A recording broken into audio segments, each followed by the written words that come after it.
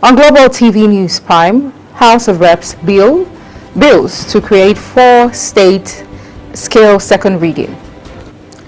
In business, Dangote Refinery, Petron kicks against petrol sale in dollars. On the foreign scene, Prime Minister Benjamin Netanyahu threatens to seize parts of Gaza. And in sports, NBA plans to review European League proposal.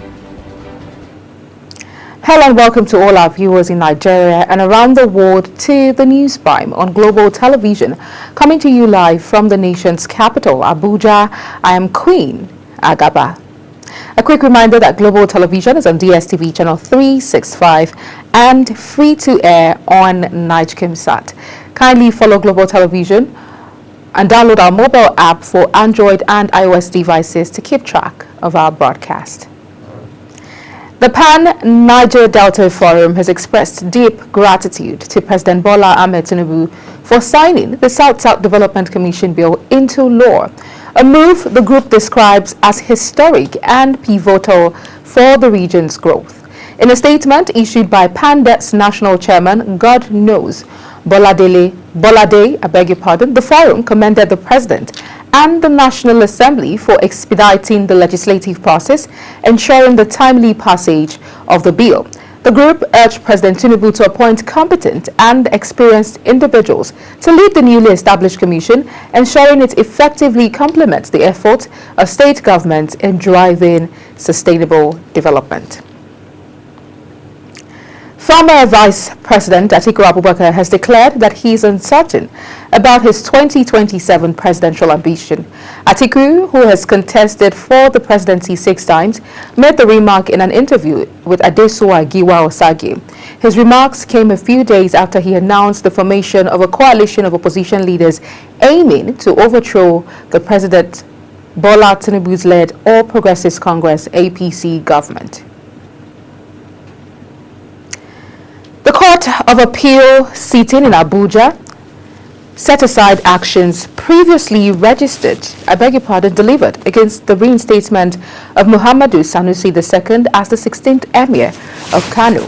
Subsequently, the appellate court, upon acknowledging the transmission of the case, recorded to the Supreme Court, directed all interested parties to exercise caution pending the hearing of their appeals at the Apex Court.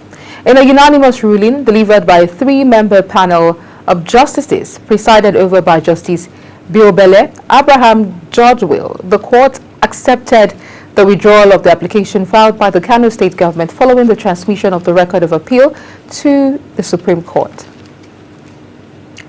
The House has passed 38 other bills seeking to alter the 1999 Constitution of the Federal Republic of Nigeria as amended and provide various amendments in the ongoing constitution amendment exercise by the 10th Assembly. Also passed the bills seeking the creation of additional states across the country. The 42 bills categorized under various headings to reflect their focus were passed after their presentation for second reading at plenary by the House Leader, Representative Julius Ihonvre, and seconded by the House Minority Leader Kingsley Chinda.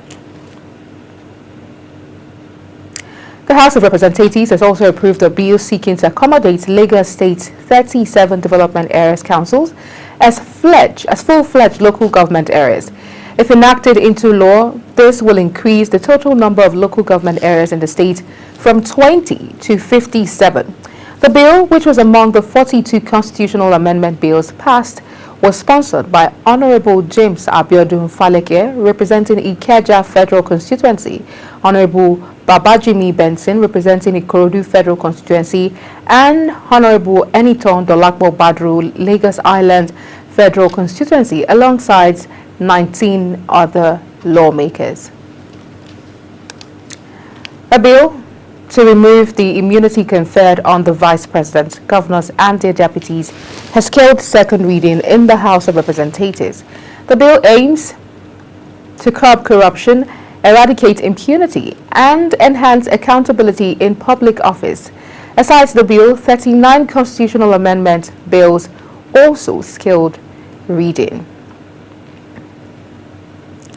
The Chief Judge of Katsina State, Justice Musa Danladi, has granted bail to 103 inmates and discharged 3 others on health grounds, prolonged detention, age, and good conduct while in custody. The exercise was part of the first quarter of the 2025 jail delivery initiative aimed at decongesting correctional facilities in the state. Justice Danladi had delegated his authority to High Court Judge Justice A.B. Bawale to oversee the exercise at the Medium Security Custodial Center, Katsina State. The Nigerian government has finally commenced the payment of the new 77,000 monthly allowance for National Youth Service Corps members.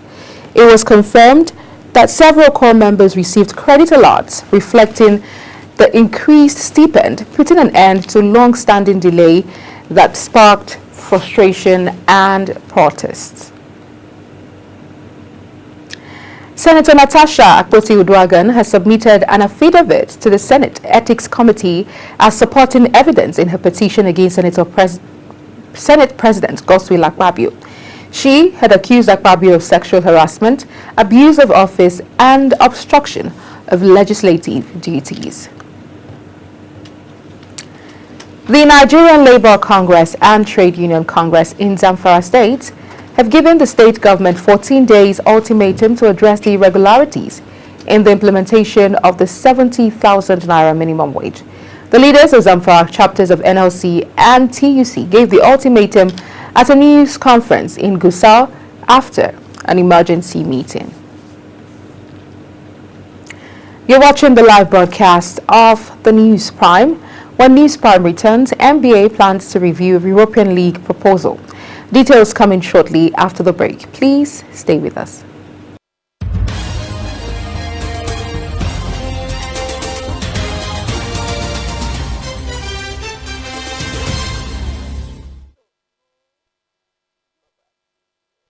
Do you know that global television can be watched in Nigeria and all over the world?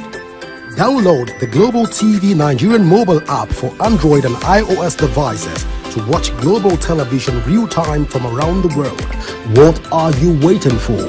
Start downloading and stay connected to global television.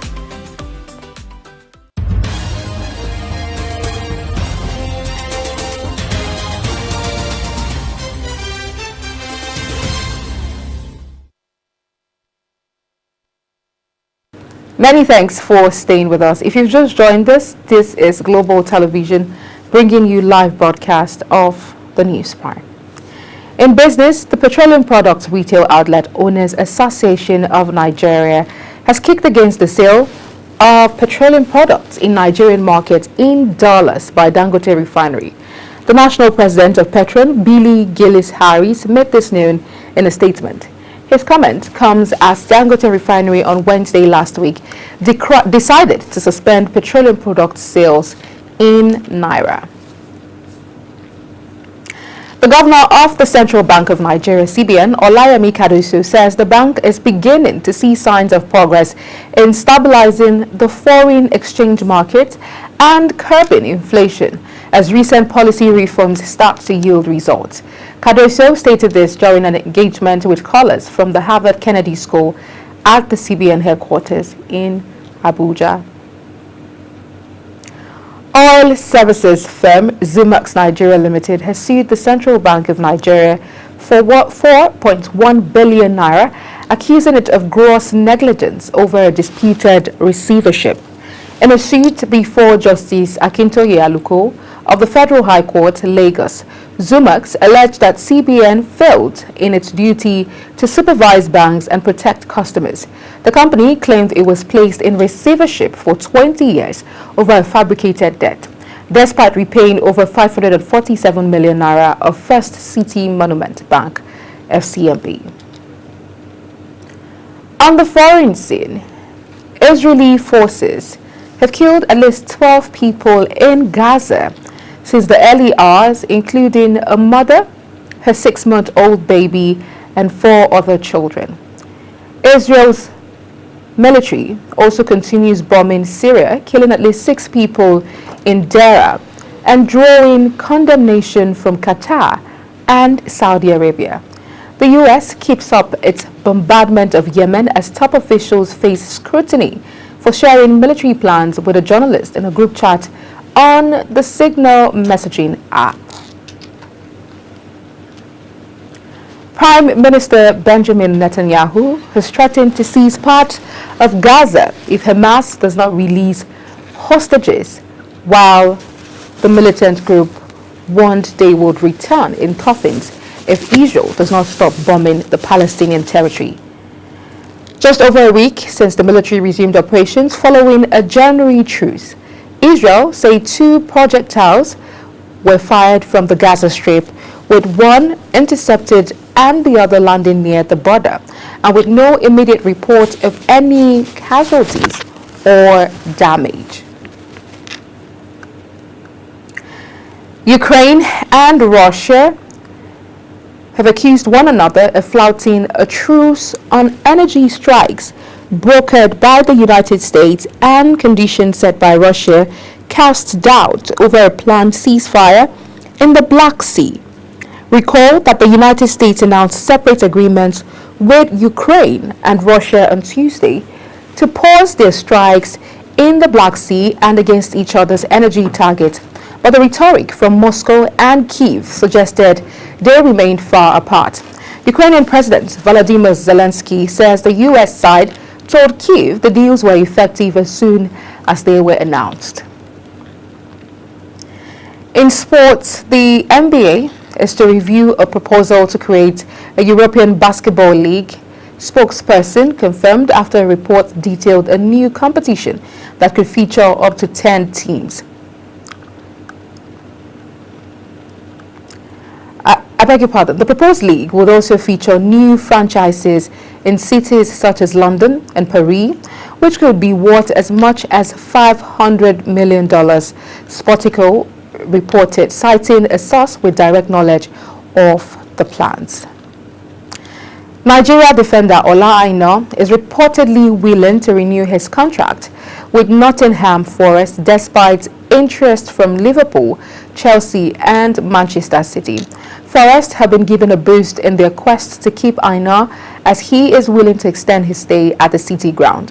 The EPL side have been in advanced discussions to extend Aina's contract, whose current deal expires at the end of the current season.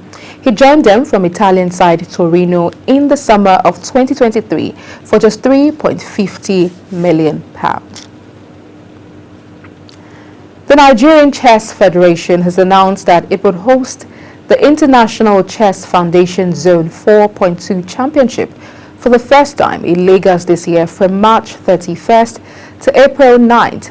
The FIDE Zone 4.2 Chess Championship will bring together 12 West African nations in a fierce showdown for regional supremacy at the City Heights Luxury Hotel in Ikeja.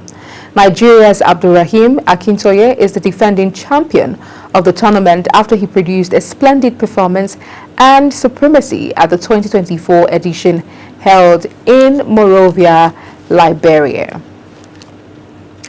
As we end the Global TV News Prime, let's take a look at our top stories.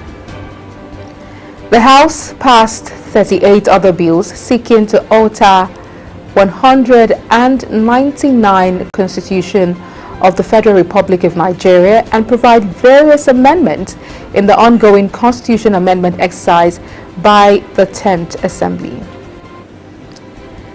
In business, the Petroleum Products Retail Outlet Owners Association of Nigeria has kicked against the sale of petroleum products in the Nigerian market in dollars by Dangote Refinery.